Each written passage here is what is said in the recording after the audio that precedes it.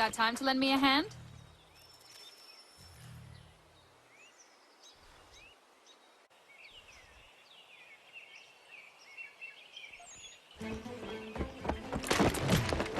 My friend!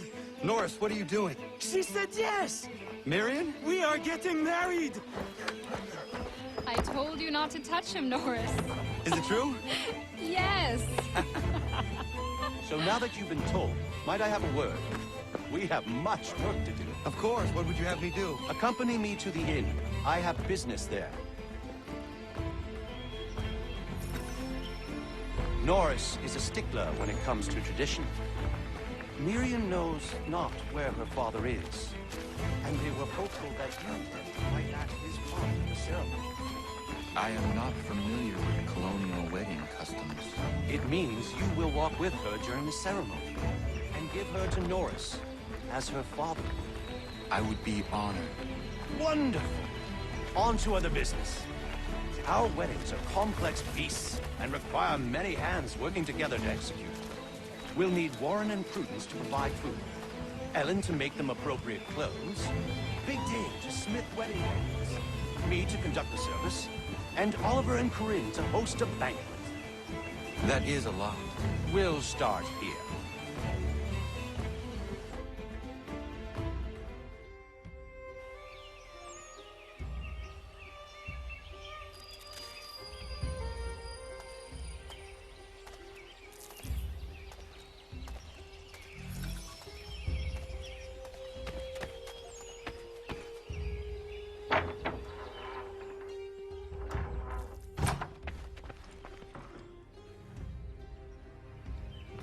Connor, Everything seems to be in order for the big day. it is.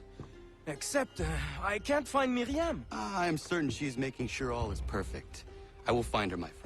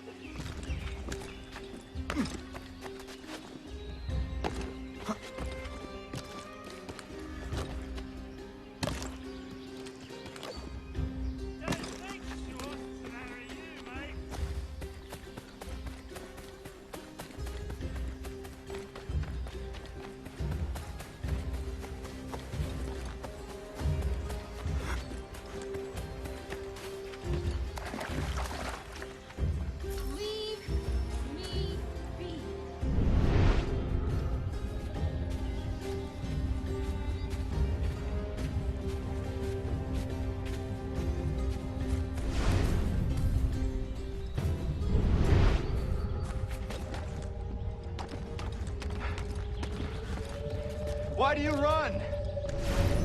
Leave me be! I'm no housewife. Nobody thinks you are one.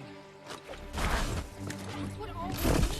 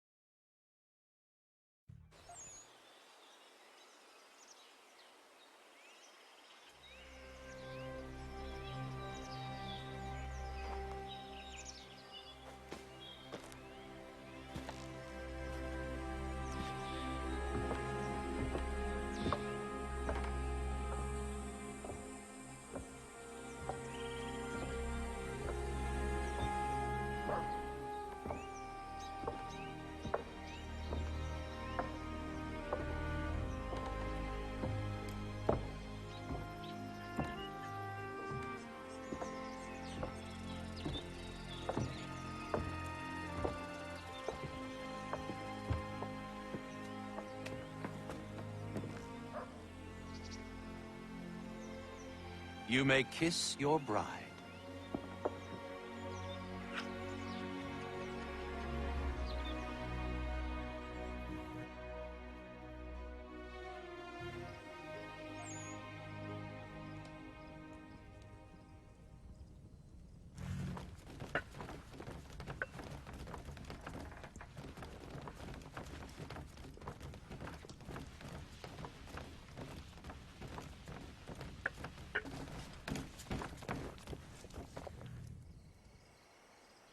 Hello, Connor.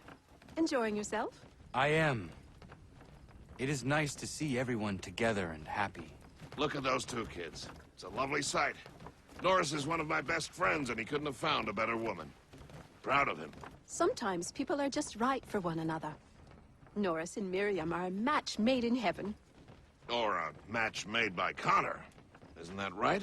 I only helped Norris muster his courage. The rest came naturally.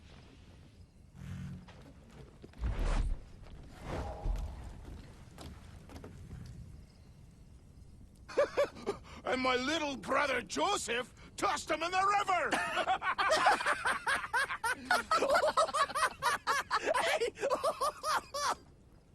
Connor! We were just recalling our weddings. Spirited events, I take it. Spirited! More like brawls than unions they were. Calling Joe Little is like calling me Big Terry. Oh, he's a bloody mountain. My younger brother had a blow-up with one of Terry's cousins. A minor disagreement about some lass's dance card. I'll just say Terry's cousin sobered up right quick when it was over. Poor boy. Sitting there sopping wet on a stump while Joseph spun around with the object of his affection. It was good for him. Tell him good things don't come easy. Excuse me, everyone. Thank you. I won't keep you long. I would like to present something to Connor and you all. I once said I'd find a way to show my gratitude for your courageous actions in my defense. And this is what I give you today.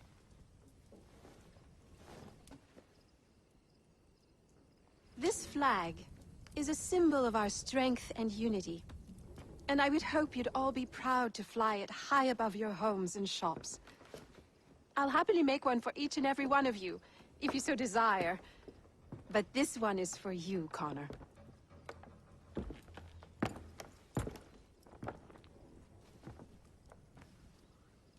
Thank you.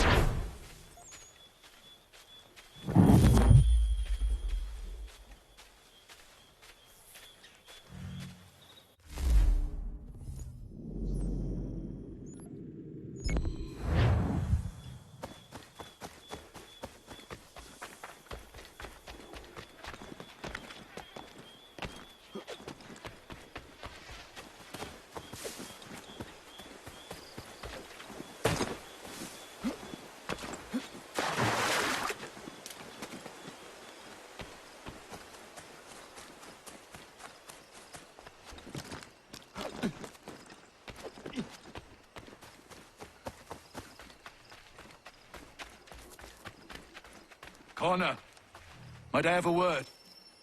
What do you think of our little plot of land, Doctor?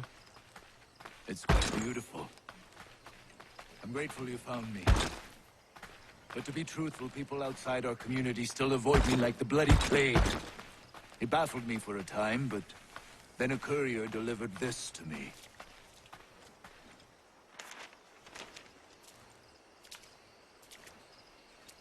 Before you found me, the British had demanded I not treat patriots nor their supporters. I refused, so they set about destroying my business. This tells me their smear campaign is still very much in effect. If things don't change, I may be forced to leave.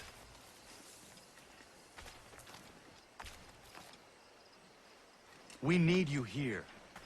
I will do what I can to end this defamation. You might start by finding the courier who brought this to me. He works out of Boston.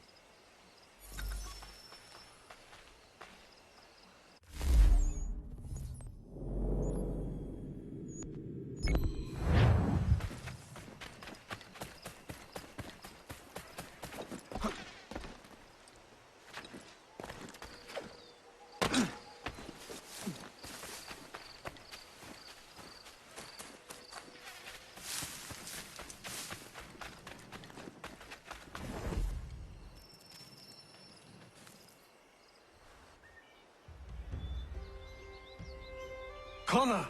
What is happening? Found this guy skulking around the inn. I pressed him, and it turns out he's looking for a deserter. Goes by the name of Big Dave. Says he's alone. Isn't that right? I am! I'm alone! I swear it!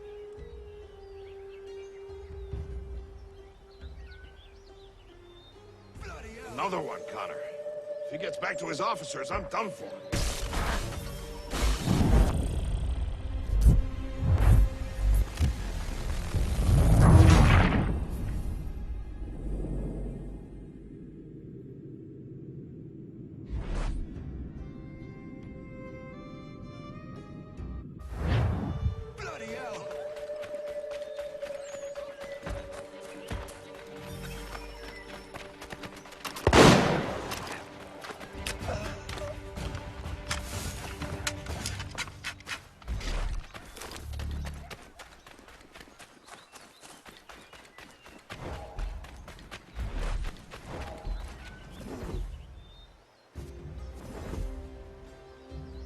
Where is he? Coward kicked me in the gingamabobs, then threw sand in Dave's eyes. Well, he's long gone now. Not good, Connor. No. We can expect visitors soon.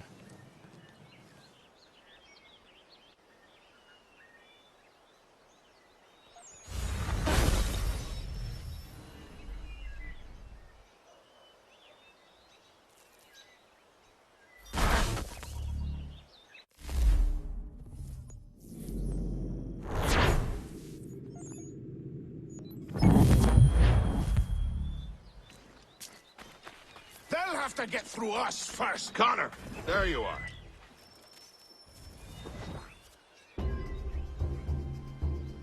They're coming, David. We need to be ready. Who is coming? Redcoats. David's to be tried for treason. Executed, more than likely. Connor, glad you're here. I want to show you something.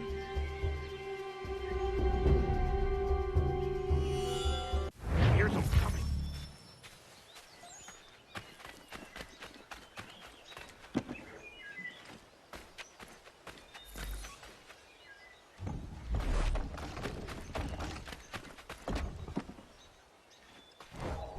David Woolston, turn yourself in and stand before a military tribunal on charges of treason and desertion. I don't want any part of this war. Leave me be.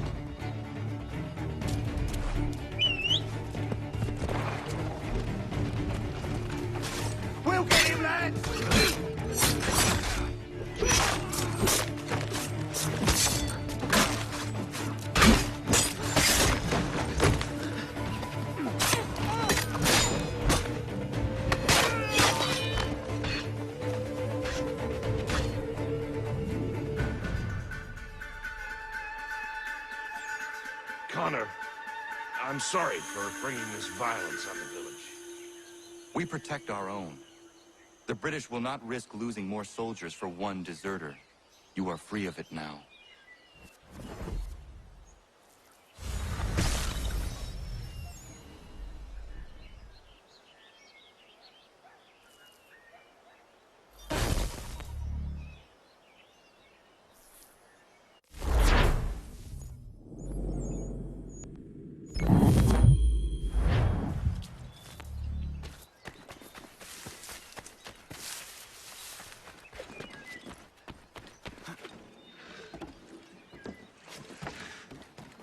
A word, Connor.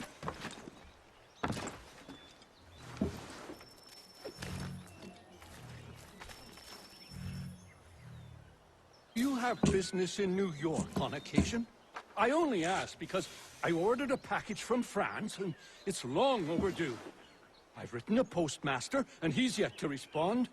I thought you could inquire in person if you had the chance. I will pass by the next time I am there.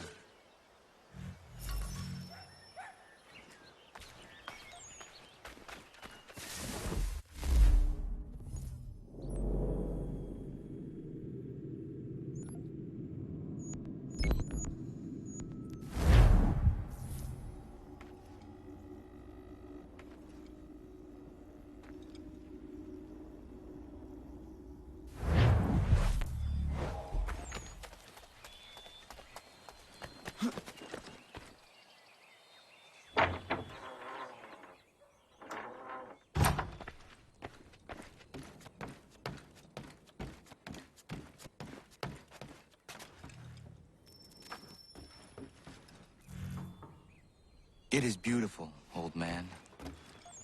It is. I've found a painting for the space above the mantel. It's being held in New York. If you get a moment, I'd like you to pick it up for me. Certainly. Good. It may not be there, as the house where it was stored lay in the path of the Great Fire. If so, worry not.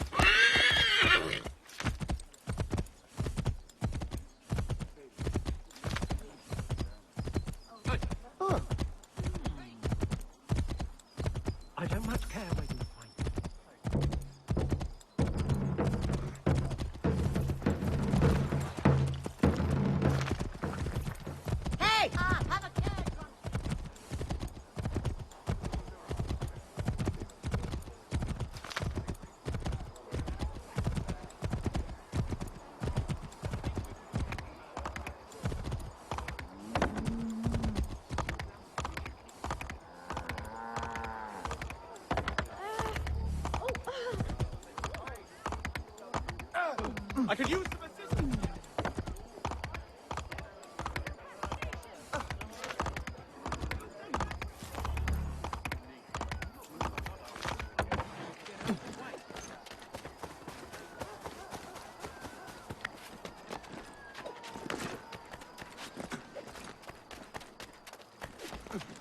He must have taken that supper.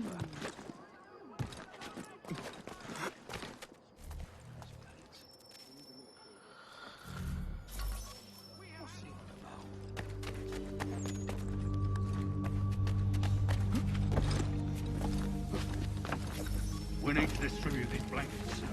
Riddance to these beggars. The city's better off without them. If you rub them proper. Yeah, never been. Good. Let's hurry. These corpses are ripening quick.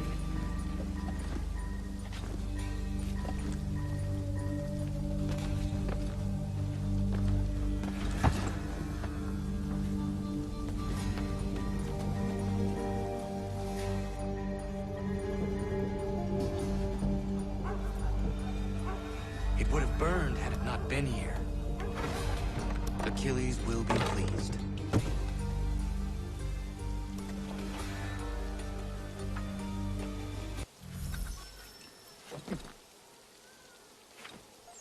We need to distribute these blankets soon. Good riddance to these beggars.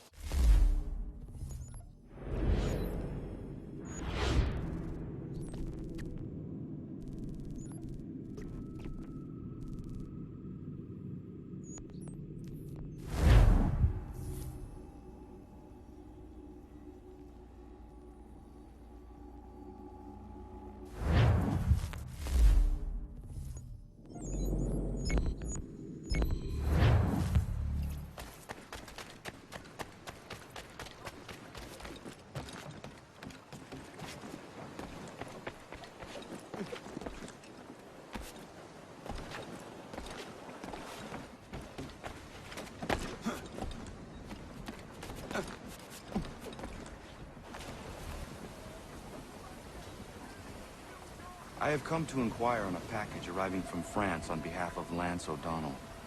Was picked up and signed for by his apprentice a couple of days back, Patrick O'Hara. Patrick O'Hara is Mr. O'Donnell's former apprentice. Would you happen to know where he is? Sure. He's been hanging around the docks the last few days. Should be around the way. Here. Take these pages and hide them. Don't let that guy get his hands on them.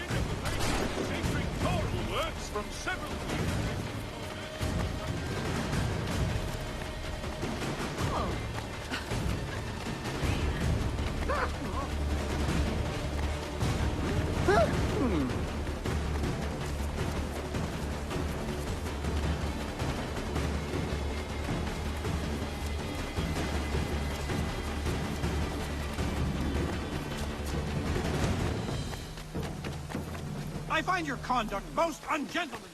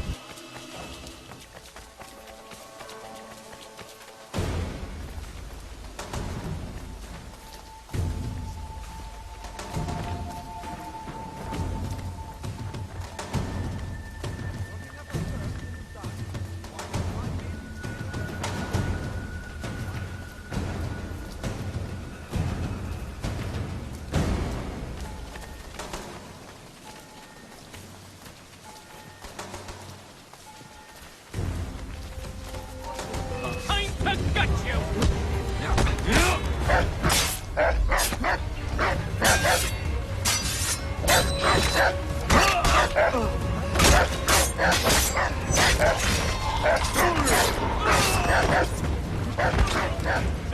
already dead! There!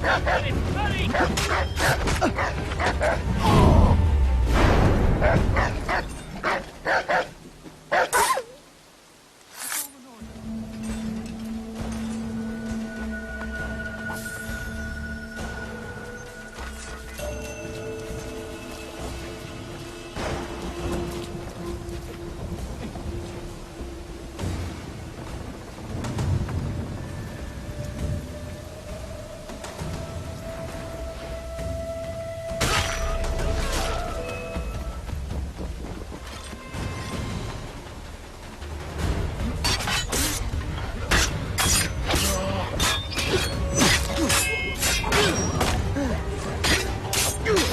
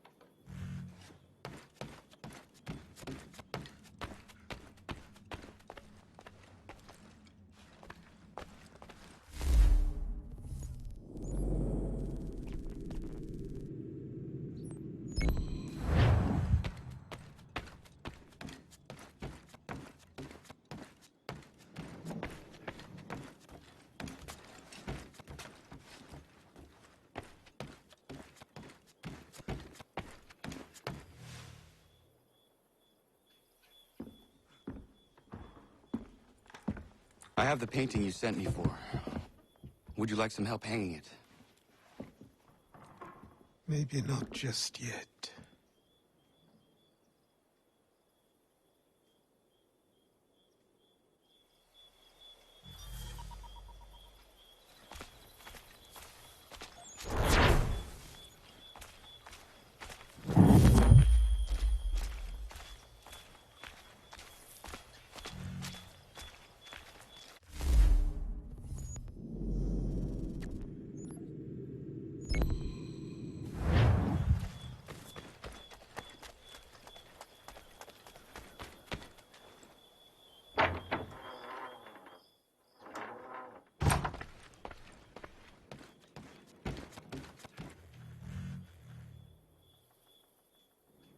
What is it, old man?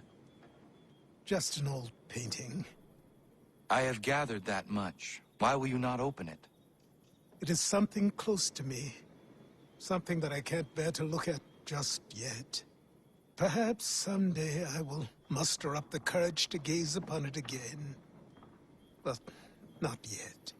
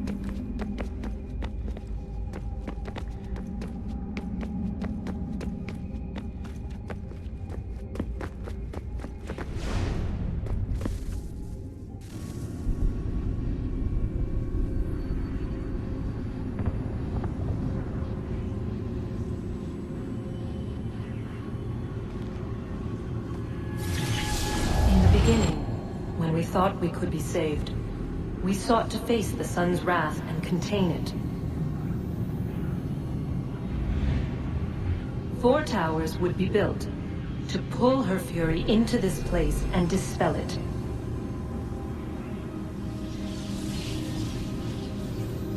But even with all we knew, with all we had, it would take too long. 1,000 years we could labor, and still the work would not be done. The first tower was never completed. The project abandoned. We moved on. But while we labored on other endeavors, a few returned. They thought to automate the process. Metal might finish what flesh could not.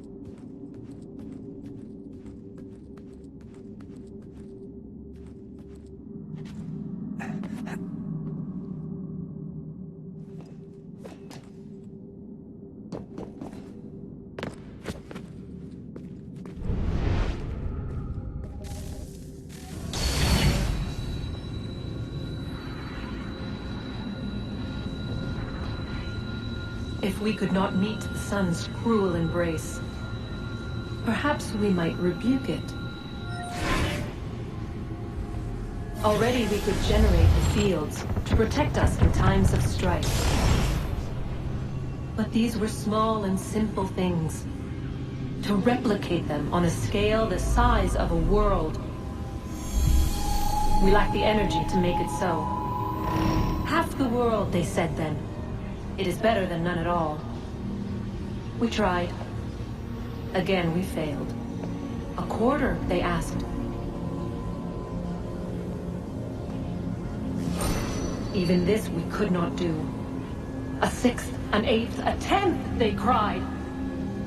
The answer was still the same. Perhaps in time a city might be spared. And it was time we did not have. So we moved on.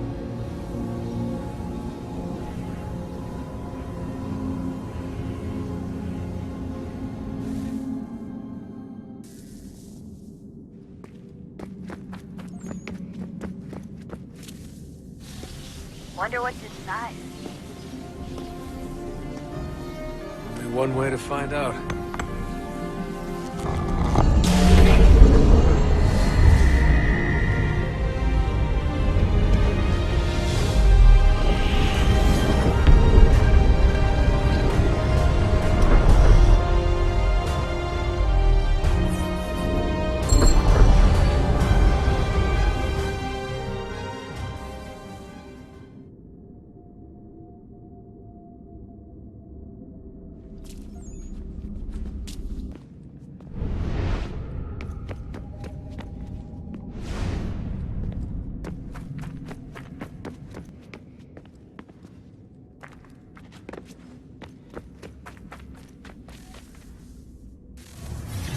What is a fact? Is it fixed? Immutable? Certain in its existence and only awaiting discovery? Or might it be changed? Here we learned the answer, and thought that it might save us. They were used to command, to control, to own. But we soon discovered another use. When enough sat in thrall and were told to believe, their thoughts took on form. What was imagined became real. If 100 minds could wish away a wall or create a tree, what might 1,000 do? 10,000. More. Might we change the consensus and will the threat away? We resolved to send one into the sky where it might illuminate us all. Once placed, a sentence would be uttered. Make us safe. In this way, we would change the consensus. We would save the world. But it never came to be. We sent a dozen of them skyward, but there was no way to maintain control, to direct the beam, to enthrall the world, to speak the words. Though this was strange and dangerous, what we tried next was worse.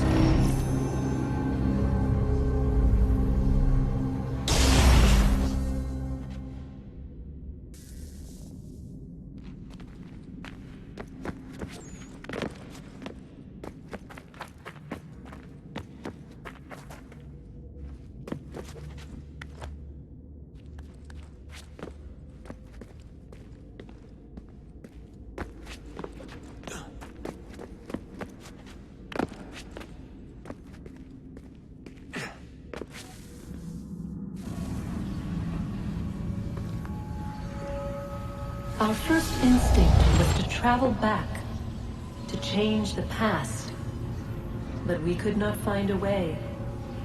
But forward, we could look forward. And so here we sought to see beyond ourselves and know what was to come. First we watched to learn if our work would succeed. But the answer was always the same.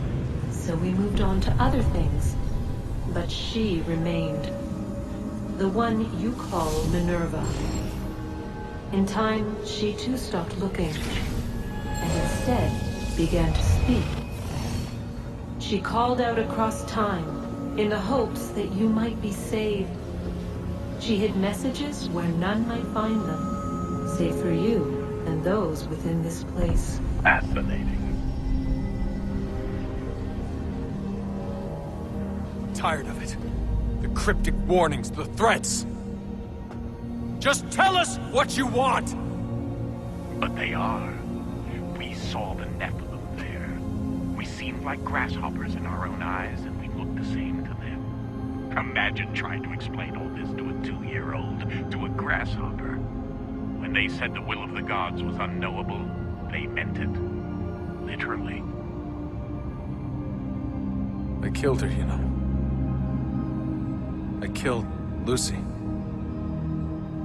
It was the apple, son. It was Juno. I saw what she was. What would happen if I let her live? I could have stopped myself. I mean, there was a force there. But I didn't have to. I chose to. Desmond. Lucy was going to betray us and take the apple back to Abstergo. I saw the satellite launched. I saw them turn it on, and then it failed. Whatever's on the other side of that door, it benefits Juno. We need to be careful.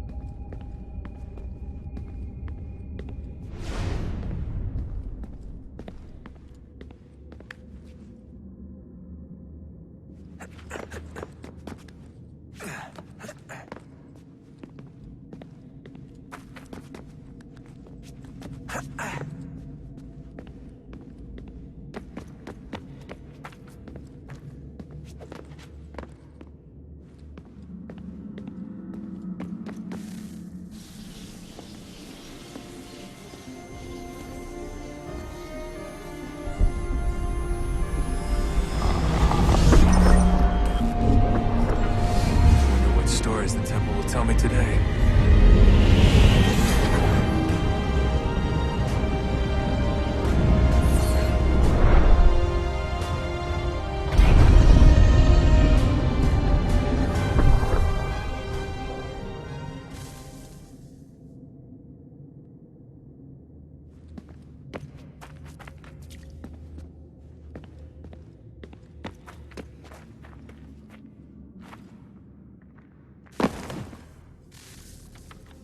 I'm telling you, there's something down here. Don't be daft.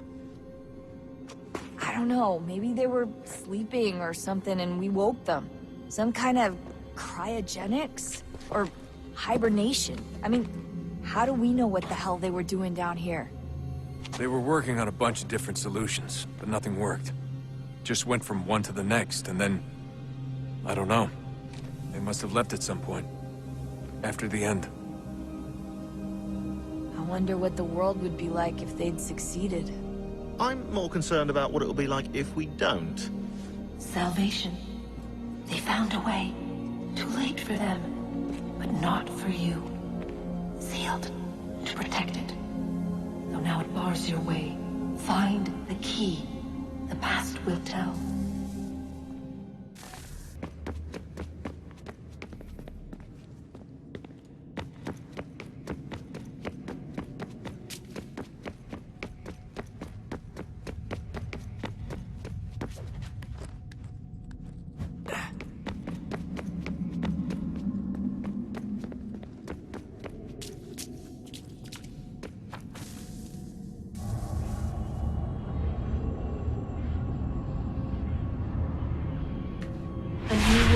Approached.